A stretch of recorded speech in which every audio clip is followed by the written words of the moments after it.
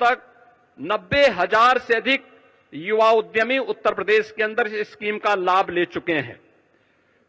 अंतिम उद्यम पंक्ति में खड़े अंतिम हुनरमंद कारीगर और हस्तशिल्पी के उत्थान के लिए अत्यंत संवेदनशील आदरणीय प्रधानमंत्री जी ने परंपरागत कारीगरों और हस्तशिल्पियों को पीएम विश्वकर्मा योजना उपहार में दी है। इसमें परंपरागत जो हमारे हस्तशिल्पी हैं, कारीगर हैं, उनका न केवल ट्रेनिंग दी जाती है बल्कि टूल किट के लिए एक पैकेज भी उन्हें उपलब्ध कराया जाता है। उन्हें राज्य सरकार की ओर से संचालित ओडीओपी और विश्वकर्मा श्रम सम्मान जैसी योजनाओं के माध्यम से भी उनकी ट्रेनिंग और उन्हें टूल किट वितरण करते हुए 4 लाख से अधिक ऐसे हस्तशिल्पी और कारीगरों को अब तक यहां पर ट्रेनिंग देकर के वोकल फॉर लोकल मंत्र को, स्वदेशी का एक संकल्प देकर के हुनरमंद कारीगरों को भी एक नया बाजार उपलब्ध करवाने का यह एक प्लेटफॉर्म बना है। मुझे बताते हुए प्रसन्नता है कि आज उत्तर प्रदेश में 77 जीआई उत्पाद के साथ ही उत्तर प्रदेश देश का शीर्ष जीआई कैपिटल बना है। इस वर्ष हम लोगों ने 75 नए उत्पादों को जीआई टैग प्राप्त करने के लिए आवेदन हम करने जा रहे हैं। इस प्रकार प्रदेश अपने हजारों वर्षों की उस विरासत को, जो एक धरोहर के रूप में उत्तर प्रदेश में मौजूद थी, उसे सजाने, संवारने और उसका संरक्षण करने का कार्य हम इसके माध्यम से आगे करने जा रहे हैं। और यहां पर जो हमारे स्टॉल्स लगे हुए हैं, इनमें 60 से अधिक जीआई टैग स्टॉल भी इस पूरे कार्यक्रम के दौरान हम सबको यहां पर देखने को मिलेंगे। स्टार्टअप्स, ओडीओपी, हमारे उभरते हुए जो एक्सपोर्टर्स हैं, महिला उद्यमी, नए उद्यमी, हस्तशिल्पी, आईटी, इलेक्ट्रॉनिक्स, कृषि, खाद्य प्रसंस्करण, कौशल विकास, महिला स्वयंसेवी समूह, वन और पर्यावरण विभाग के अपने विभिन्न उत्पाद भी और उनके द्वारा किए गए प्रयास भी इस यूपी इंटरनेशनल ट्रेड शो के माध्यम से यहां पर प्रस्तुत किए गए हैं। फरवरी 2023 में उत्तर प्रदेश में ग्लोबल इन्वेस्टर समिट आदरणीय प्रधानमंत्री जी के कर कमलों से उद्घाटन हुआ था, जिसके माध्यम से 40 लाख करोड़ रुपए का निवेश का प्रस्ताव उत्तर प्रदेश को प्राप्त हुआ। और मुझे बताते हुए प्रसन्नता है कि इनमें से 12 लाख करोड़ से ऊपर के प्रस्ताव अब तक जमीनी धरातल पर उतर करके कुछ प्रस्तावों में, कुछ उद्यमों में प्रोडक्शन भी प्रारंभ हो चुका है। और उन्हीं में से 5 लाख करोड़ का हम नवंबर 2025 में प्रस्तावित कर रहे हैं, जिन्हें ग्राउंड ब्रेकिंग करने की तैयारी वर्तमान में चल रही है। पिछले 11 वर्ष में आदरणीय प्रधानमंत्री जी की प्रेरणा से उत्तर प्रदेश के परंपरागत उत्पाद को, जिनकी संख्या वर्तमान में 96 लाख से अधिक है, उस एमएसएमई उत्पाद को, प्रत्येक यूनिट को सामाजिक सुरक्षा की गारंटी देते हुए उत्तर प्रदेश के अंदर आगे बढ़ाने का कार्य हुआ है। आज इसके माध्यम से 2 करोड़ से अधिक नागरिक और युवा यहां पर रोजगार और नौकरी प्राप्त कर रहे हैं। कृषि के बाद रोजगार का उत्तर प्रदेश के अंदर यह सर्वाधिक बड़ा केंद्र बना है और ये आत्मनिर्भर भारत के निर्माण में इस सेक्टर की एक बड़ी भूमिका है। मुझे बताते हुए प्रसन्नता है कि ओडीओपी और पीएम विश्वकर्मा के बाद उत्तर प्रदेश ने व्यापक रूप से एक लैंड बैंक, क्योंकि बड़े उद्योगों के लिए लैंड बैंक की आवश्यकता पड़ती है, लेकिन उत्तर प्रदेश ने कुछ प्राइवेट इंडस्ट्रियल पार्क की भी एक स्कीम आगे बढ़ाई है, जिसमें अब तक 11 ऐसे फ्लैश पार्क उत्तर प्रदेश के अंदर स्थापित हो चुके हैं। इसके माध्यम से भी उत्तर प्रदेश ने तेजी के साथ निवेश को अपने यहां आमंत्रित किया है, रोजगार के नए अवसरों का सृजन किया है।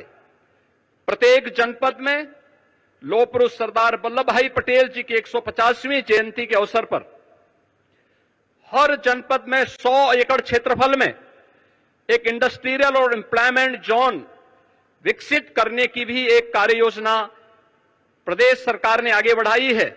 इन जोन्स में स्वरोजगार और वैश्य रोजगार से संबंधित सभी विभागों, एमएसएमई, स्किल डेवलपमेंट, खादी और ग्रामोद्योग तथा बैंकों को भी उनके कार्यालय स्थापित करने और श्रम और सेवायोजन के कार्यालय को भी यहीं पर स्थापित करने की एक योजना है। उत्तर प्रदेश का जो भी युवा उद्यमी अपना उद्यम स्थापित करना चाहता है या कोई रोजगार का इच्छुक युवा होगा, यह इंडस्ट्रियल और एम्प्लॉयमेंट जोन ही उसके स्किल डेवलपमेंट के साथ ही उसे रोजगार और उसको उद्यम स्थापित करने में वहां पर मदद देगा। आज उत्तर प्रदेश आईटी, सेमीकंडक्टर या इलेक्ट्रॉनिक्स मैन्युफैक्चरिंग का एक ग्लोबल हब बन रहा है। देश की मोबाइल फोन मैन्युफैक्चरिंग का 55% मोबाइल कंपोनेंट मैन्युफैक्चरिंग में 50% से अधिक की हिस्सेदारी अकेले उत्तर प्रदेश की है। सेमीकंडक्टर क्षेत्र की देश विदेश की अग्रणी कंपनियां प्रदेश में निवेश कर रही हैं और इस क्षेत्र के महत्व को देखते हुए प्रदेश सरकार ने आईटी क्षेत्र को भी आज इंडस्ट्री का दर्जा प्रदान किया है। आज उत्तर प्रदेश में आदरणीय प्रधानमंत्री जी की प्रेरणा से रोड, एयर, रेल और वाटर कनेक्टिविटी में यह एक अग्रणी स्थान में आया है। प्रदेश में निवेश का एक आकर्षक डेस्टिनेशन बना है और प्रदेश में कानून व्यवस्था की चुस्त दुरुस्त स्थिति है।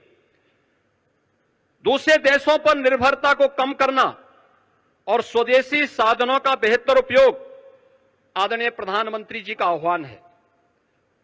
आत्मनिर्भर और विकसित भारत के लिए industry, academic institutions, research and development centre सहित समाज के सभी अंगों का समेकित रूप से मिलकर के कार्य करना होगा और ये ट्रेड शो उसके लिए एक बेहतरीन मंच बनकर के उभरा है। मैं आज के इस अवसर पर आदरणीय प्रधानमंत्री जी का जो मार्गदर्शन और नेतृत्व हम सबको प्राप्त हो रहा है,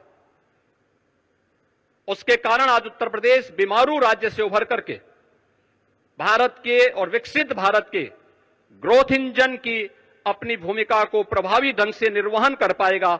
इस विश्वास के साथ मैं आदरणीय प्रधानमंत्री जी का आज के इस यूपी इंटरनेशनल ट्रेड शो के कार्यक्रम में हृदय से स्वागत करता हूं, अभिनंदन करता हूं।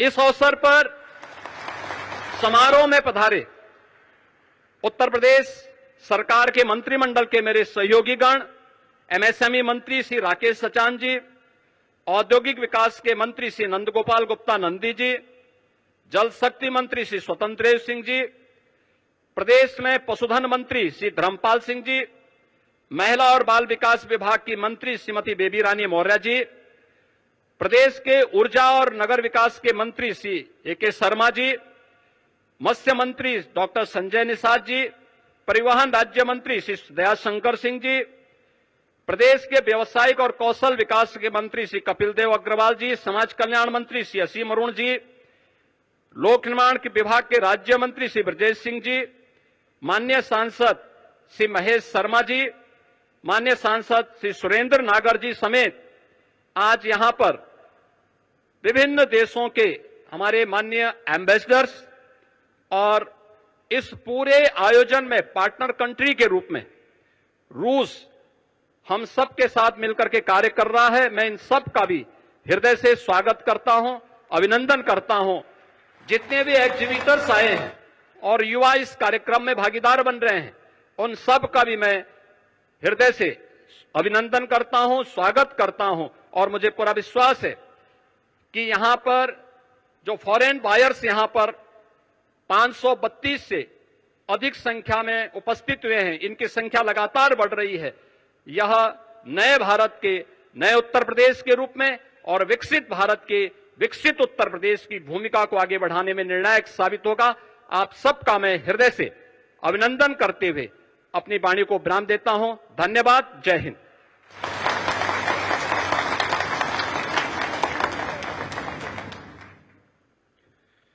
बहुत बहुत आभार माननीय मुख्यमंत्री श्री योगी आदित्यनाथ जी का उनके स्वागत संबोधन के लिए। देवीय सज्जनों, माननीय प्रधानमंत्री महोदय के विजन और माननीय मुख्यमंत्री महोदय के नेतृत्व में उत्तर प्रदेश अभूतपूर्व बदलाव का साक्षी बना है। Uttar Pradesh international trade show उस सिद्धि को देश और दुनिया के सामने प्रस्तुत करने का एक ग्लोबल प्लेटफॉर्म बनकर उभरा है। Uttar Pradesh international trade show की इस सारगर्भित यात्रा पर आधारित एक शॉर्ट फिल्म हमने तैयार की है आपके अवलोकनार्थ। आइए देखते हैं ये film. Under the guidance of our visionary Prime Minister Narendra Modi, new Uttar Pradesh of New India is emerging as a $1 trillion economy. With improved law and order and industry-friendly policies, new Uttar Pradesh is consistently scaling new heights in industry and trade. आज भारत में social, physical और digital infrastructure पर जो काम हुआ, उसका बड़ा लाभ यूपी को भी मिला है। In line with our inspirational Prime Minister's vocal for local vision and under the dynamic leadership of Chief Minister Yogi Adityanath, Uttar Pradesh International Trade Show has emerged as a true symbol of comprehensive business growth. In its first edition, Uttar Pradesh International Trade Show boosted the morale of entrepreneurs, attracting over 70,000 buyers and more than 3 lakh visitors. The immense success of the second edition gave local products access to the international market, showcasing the potential of Uttar Pradesh on a global stage. To add a new chapter to the huge success of the first and second editions, the third edition of the Uttar Pradesh International Trade Show is being held in Greater Noida from 25th to 29th September 2025. प्रधानमंत्री मोदी जी के संकल्प के अनुसार विकसित भारत के सपने को साकार करने का जो लक्ष्य उन्होंने हमें दिया है, उस लक्ष्य को प्राप्त करने में उत्तर प्रदेश अपनी भूमिका का निर्वहन करेगा। The third edition of UPITS will witness participation from business houses across India and abroad, with Russia joining as the partner country this year. Featuring over 2,400 exhibitors, more than 1,25,000 B2B visitors, over 4,50,000 B2C visitors, and insightful knowledge sessions, this mega event is set to chart a new course. At this Global Trade Mahakumbh, the world will experience the trade, tradition and transformation of new Uttar Pradesh, along with a unique glimpse of its art and culture. Join us and be a part of the third Global Trade Mahakumbh of New Uttar Pradesh and take your business to global heights. Uttar Pradesh International Trade Show. Ultimate sourcing begins here.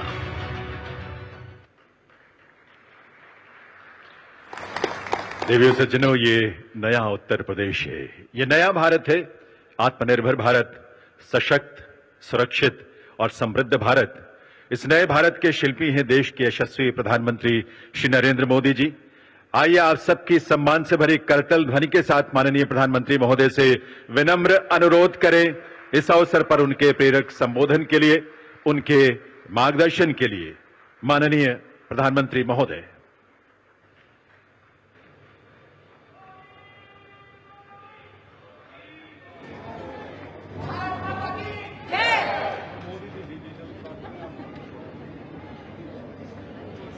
Uttar Pradesh के मुख्यमंत्री श्रीमान Yogi Adityanath ji, UP सरकार के मंत्रीगण, UP Bhajpa के अध्यक्ष भूपेंद्र चौधरी जी, उद्योग जगत के सभी साथी, अन्य महानुभाव, देवी और सज्जनों, यूपी इंटरनेशनल ट्रेड शो में आए सभी ट्रेडर्स, इन्वेस्टर्स, एंटरप्रेन्योर्स और नौजवान साथियों का मैं हृदय से बहुत बहुत अभिनंदन करता हूं। मुझे खुशी है कि यहां 2200 से अधिक एग्जीबिटर्स अपने प्रोडक्ट्स और सर्विसेज का प्रदर्शन कर रहे हैं। इस बार ट्रेड शो का कंट्री पार्टनर रूस है, यानी इस ट्रेड शो में हम एक टाइम टेस्टेड पार्टनरशिप को और भी मजबूत कर रहे हैं। मैं मुख्यमंत्री योगी जी को, सरकार के अन्य सभी साथियों को, स्टेक होल्डर्स को इस आयोजन के लिए बहुत बहुत बधाई देता हूं। साथियों, आज हम सभी के मार्गदर्शक पंडित दीनदयाल उपाध्याय जी की जयंती है। दीनदयाल जी ने हमें अंत्योदय की राह दिखाई थी। अंत्योदय यानी जो सबसे आखिर में है उसका उदय, गरीब से गरीब तक विकास पहुंचे और हर भेदभाव समाप्त हो, यही अंत्योदय है। और अंत्योदय में ही सामाजिक न्याय की मजबूती रही हुई है। और आज विकास का यही मॉडल भारत दुनिया को दे रहा है। साथियों, मैं आपको एक उदाहरण दूंगा। आज विश्व में हमारे फिनटेक सेक्टर की बहुत चर्चा है। इस फिनटेक सेक्टर की सबसे खास बात है कि इसने समावेशी विकास को, इंक्लूसिव डेवलपमेंट को बहुत ताकत दी है, बढ़ावा दिया है। भारत ने ऐसे ओपन प्लेटफॉर्म बनाए जो सबको साथ लेकर चलते हैं। यूपीआई, आधार, डिजी लॉकर, ओएनडीसी, ये हर किसी को मौका दे रहे हैं। यानी platform for all, progress for all. आज भारत में इसका असर हर जगह दिखाई देता है। मॉल में शॉपिंग करने वाला भी यूपीआई इस्तेमाल करता है और सड़क पर चाय बेचने वाला भी यूपीआई का इस्तेमाल करता है। फॉर्मल क्रेडिट जो कभी सिर्फ बड़ी कंपनियों को मिलता था, वही अब पीएम स्वनिधि से रेहड़ी ठेले वालों तक पहुंचता है। साथियों, ऐसे ही गवर्नमेंट ई मार्केटप्लेस यानी जैम है। एक समय था, अब सरकार को कोई सामान बेचना हो और बड़े प्लेयर्स के बस की बात, उन्हीं के कब्जे में था एक प्रकार से। लेकिन आज जैम पोर्टल से करीब 25 लाख सेलर्स और सर्विस प्रोवाइडर्स उससे जुड़े हुए हैं और सरकार को सप्लाई का काम कर रहे हैं। ये छोटे छोटे ट्रेडर्स हैं, उद्यमी हैं, दुकानदार हैं, जो भारत सरकार की जरूरत के हिसाब से वो सीधे अपना सामान भारत सरकार को बेच रहे हैं और भारत सरकार खरीद रही है। आप हैरान रह जाएंगे कि अब तक जेम के माध्यम से भारत सरकार ने 15 लाख करोड़ रुपए का सामान या सर्विस खरीद चुके हैं। इस पोर्टल पर करीब करीब 7 लाख करोड़ रुपए का सामान हमारे एमएसएमई लघु उद्योगों से खरीदा गया है। पहले की सरकारों में ये सोचना भी असंभव था। लेकिन आज देश के दूर सुदूर कोने में जो छोटा सा दुकानदार है, वो भी जेम पोर्टल पर अपना सामान बेच रहा है। और यही तो सच्चे अर्थ में अंत्योदय है, यही विकास का आधार है।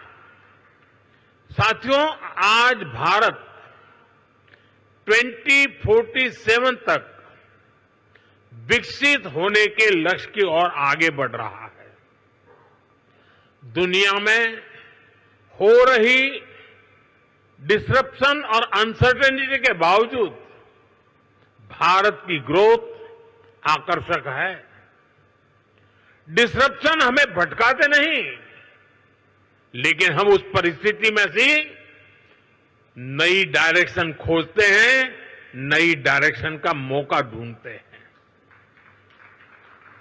इसलिए इन डिसरप्शन के बीच आज भारत आने वाले दशकों की नींव मजबूत कर रहा है। और इसमें भी हमारा संकल्प है, हमारा मंत्र है, आत्मनिर्भर भारत। दूसरों पर निर्भर होने से ज्यादा व्यवस्था कोई और हो ही नहीं सकती। बदलती हुई दुनिया में जो देश जितना ज्यादा दूसरों पर निर्भर रहेगा, उसकी ग्रोथ उतनी ही कॉम्प्रोमाइज रहने वाली है। और इसलिए भारत जैसे देश को किसी पर निर्भर रहना अब मंजूर नहीं है। इसलिए भारत को आत्मनिर्भर बनाना ही होगा। हर वो प्रोडक्ट जो हम भारत में बना सकते हैं, वो हमें भारत में ही बनाना है। आज यहां मेरे सामने इतनी बड़ी संख्या में उद्यमी हैं, ट्रेडर्स हैं, एंटरप्रेन्योर्स हैं। आप इस आत्मनिर्भर भारत अभियान के बहुत बड़े स्टेक होल्डर्स हैं। मेरा आज आपसे आग्रह है, अपना बिजनेस मॉडल ऐसा बनाइए जो आत्मनिर्भर भारत को मजबूती देता हो। साथियों, आप सभी जानते हैं, आज सरकार मेक इन इंडिया पर, मैन्युफैक्चरिंग पर कितना बल दे रही है। हम चिप से शिप तक भारत में बनाना चाहते हैं।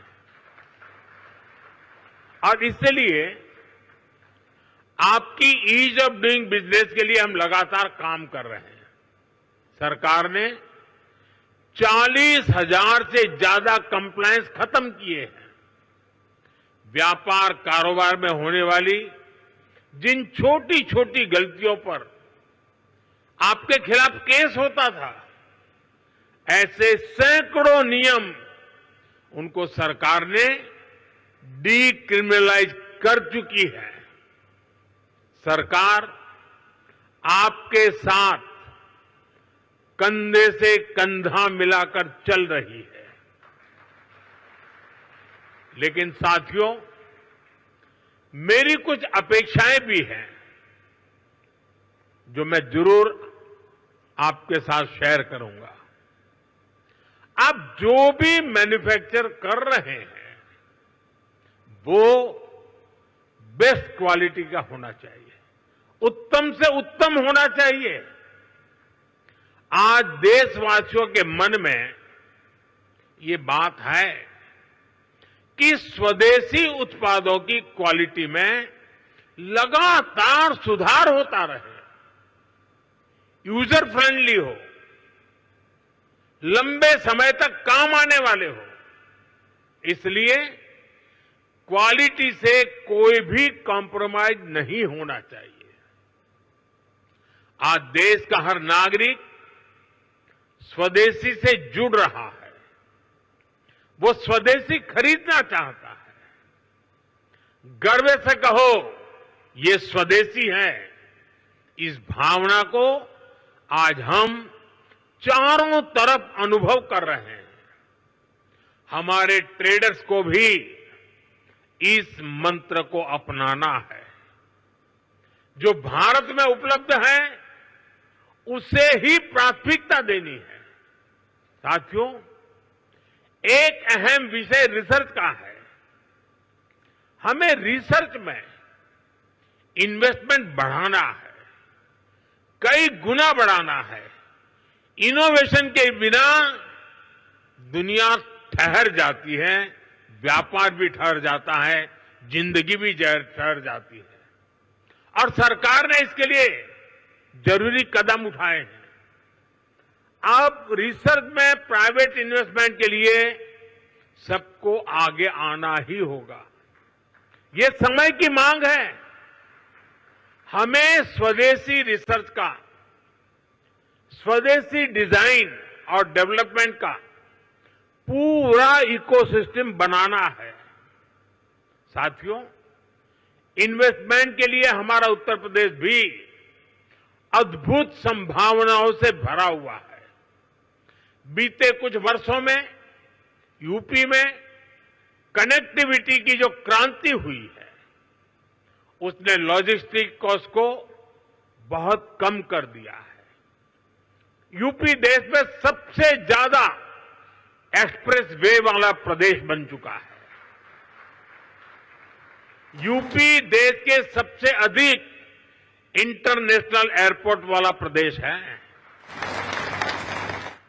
ये देश के 2 बड़े डेडिकेटेड फ्रेट कॉरिडोर्स का हब है।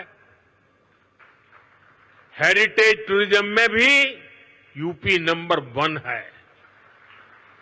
नमामि गंगे जैसे अभियानों ने यूपी को क्रूज टूरिज्म के लिए उसके मैप पर ला करके अपना स्थान बना दिया है।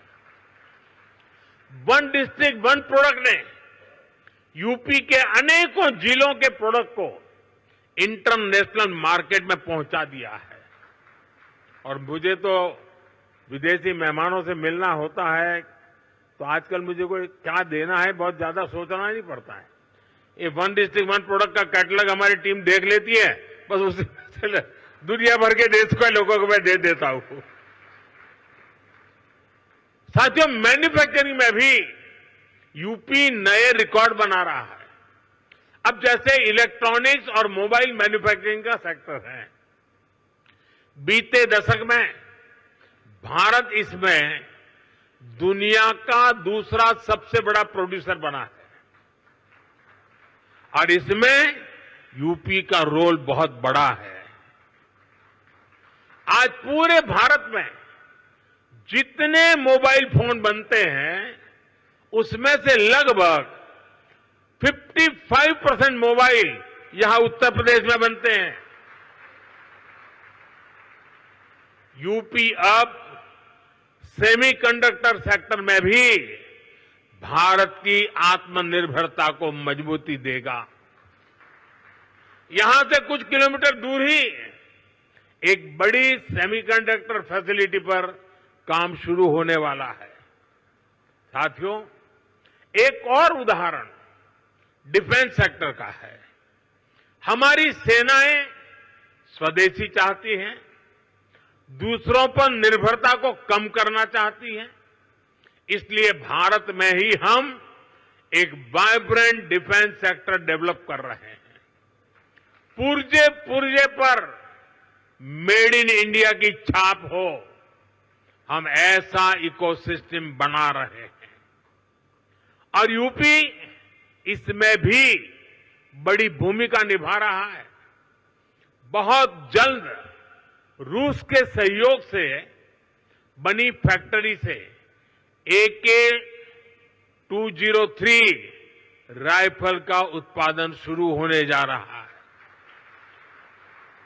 यूपी में एक डिफेंस कॉरिडोर का भी निर्माण हो रहा है, जिसमें ब्रह्मोस मिसाइल समेत अनेक अस्त्र शस्त्र का निर्माण शुरू भी हो चुका है।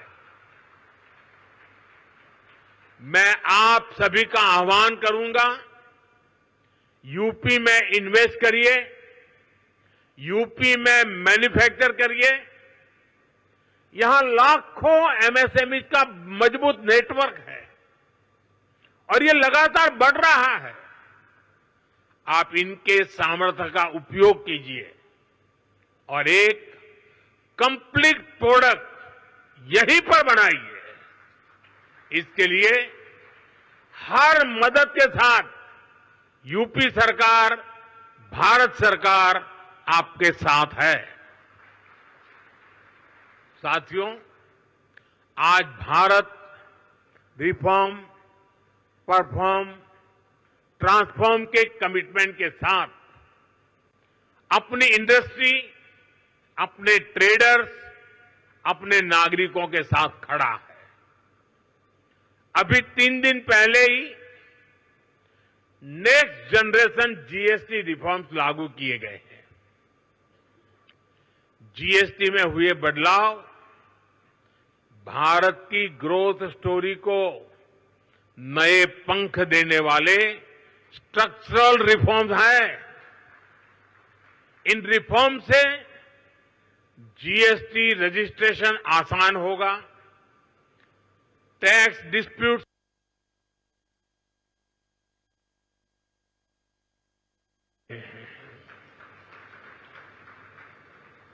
मैं मुख्यमंत्री योगी जी को, सरकार के अन्य सभी साथियों को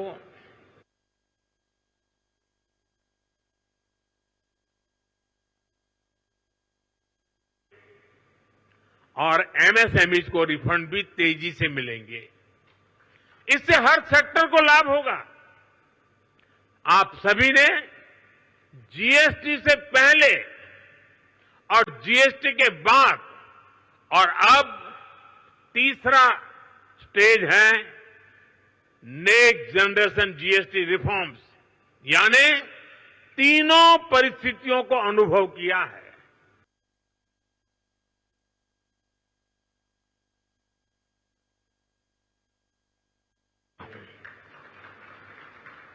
साथियों, आज हम सभी के मार्गदर्शक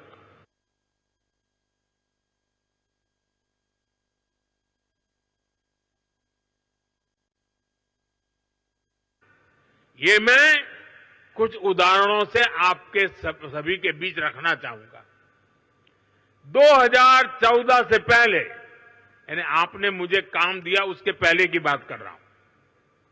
2014 से पहले इतने सारे टैक्स थे, यानी एक प्रकार से टैक्स का जंजाल था और उसके कारण बिजनेस की कॉस्ट और परिवार का बजट दोनों ही कभी भी संतुलित नहीं हो पाते थे। उसे कंट्रोल करना मुश्किल था। 1000 रुपये की शर्ट पर, ये 2014 के पहले की बात कर रहा हूं, आपके पास पुराना बिल पड़ा हो तो निकाल दीजिए। 2014 के पहले 1000 रुपये की शर्ट पर 170 रुपये टैक्स लगता था, 170 रुपीज। साल 2017 में जब हम जीएसटी लाए तो आने के बाद पहले जीएसटी में 117 से कम होकर के 50 हो गया, यानी 1000 के शर्ट पर पहले 117 था, 2017 में जब हम जीएसटी लाए तो 50 हो गया। और अब 22 सितंबर को लागू हुए रेट्स के बाद 1000 रुपये के उसी शर्ट पर सिर्फ 35 रुपये टैक्स के रूप में देने होंगे।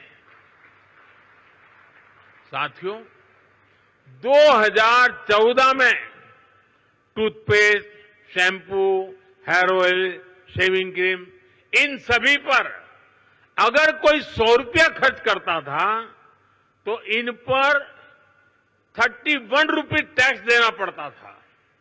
100 रुपये पर 31, यानी 100 रुपये का बिल 131 रुपये का बनता था। ये 2014 के पहले की बात कर रहा हूं मैं। 2017 में जीएसटी आया तो 100 रुपये का यही सामान 118 रुपये का हो गया। 131 से कम होकर के 118, यानी हर 100 रुपये के बिल पर 13 रुपये सीधे बच गए। अब जीएसटी की अगली पीढ़ी में, यानी इस बार जो जीएसटी का रिफॉर्म हुआ है, ये सामान 100 रुपये पर 5 रुपया 105 रुपये का हो गया है। 131 से 105 पर आ गया, यानी 2014 से पहले की तुलना में सीधे 26 रुपये की बचत, 100 रुपये पर 26 रुपये की बचत देश के सामान्य नागरिक को हुई है। इस उदाहरण से आज समझ सकते हैं कि एक सामान्य परिवार की हर महीने कितनी बचत हो रही है। अगर कोई परिवार अपने परिवार में जो भी आवश्यकता होती है साल भर का हिसाब लगा ले, और मान लीजिए 2014 में अगर एक साल में वो 1 लाख रुपए की चीजें खरीदता था, अगर 1 लाख रुपए के आसपास उसने 2014 के पहले कुछ खरीद किया होगा, तो उसे उस समय करीब 25,000 रुपया टैक्स देना पड़ता था। अगर साल भर में 1 लाख रुपया की चीजें उसने खरीदी तो 25,000 रुपया टैक्स था 2014 के पहले, मेरे आने से पहले। ये बयान बहादुर लोग आजकल बयान करते हैं ना, जरा उनको सुनाइए। लेकिन अब नेक्स्ट जनरेशन जीएसटी के बाद उसी परिवार को सालाना सिर्फ 25,000 से कम होकर के करीब 5-6 हजार रुपया तक टैक्स आ गया है। 25,000 से 5,000, क्योंकि जरूरत के ज्यादातर सामान पर अब सिर्फ 5% जीएसटी हो गया है। साथियों, हमारे यहां गांव की अर्थव्यवस्था में ट्रैक्टर की बड़ी भूमिका है। 2014 से पहले एक ट्रैक्टर खरीदने पर 70,000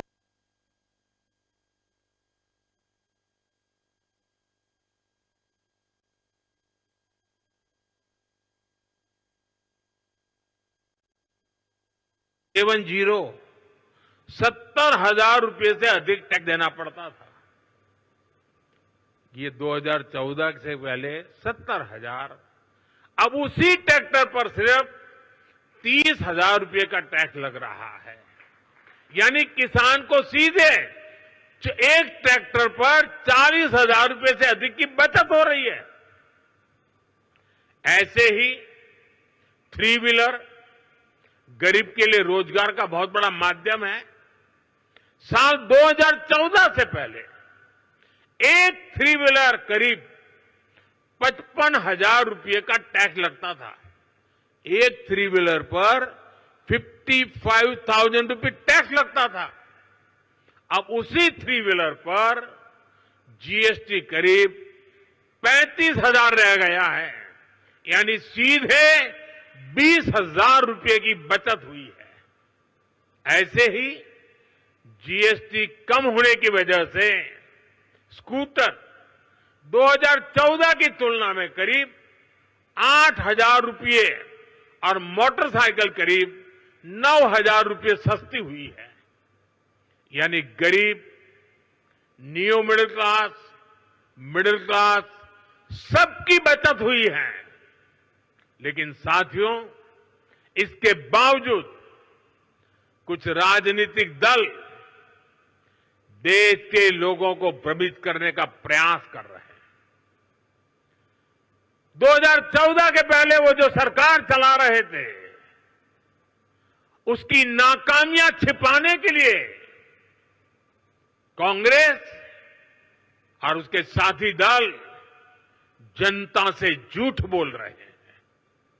सच्चाई ये है कि कांग्रेस सरकारों के समय टैक्स की लूट मची हुई थी और लूटे हुए धन में से भी लूट होती थी। देश के आम नागरिक को टैक्स की मार से निचोड़ा जा रहा था। ये हमारी सरकार है जिसने टैक्स को बड़े पैमाने पर कम किया है, महंगाई कम की है। हमने देश के लोगों की आमदनी बढ़ाई है और बचत भी बढ़ाई है। जब 2014 में उनकी सरकार थी, 2 लाख रुपए तक इनकम टैक्स माफ था, 2 लाख रुपए सिर्फ। आज 12 लाख रुपए की इनकम को टैक्स फ्री करना और नए जीएसटी रिफॉर्म से ही इस साल देश के लोगों को 2.5 लाख करोड़ रुपए बचने जा रहे हैं। देशवासियों के जेब में 2.5 लाख करोड़ रुपया बचेगा और इसलिए तो देश आज गर्व के साथ जीएसटी उत्सव मना रहा है, जीएसटी बचत उत्सव मना रहा है। और मैं आपको बताना चाहता हूं, हम यहीं नहीं रुकने वाले। 2017 में हम जीएसटी लाए, आर्थिक मजबूती का काम किया और 2025 में फिर से लाए, फिर आर्थिक मजबूती करेंगे और जैसे जैसे आर्थिक मजबूती होगी टैक्स का बोझ कम होता जाएगा।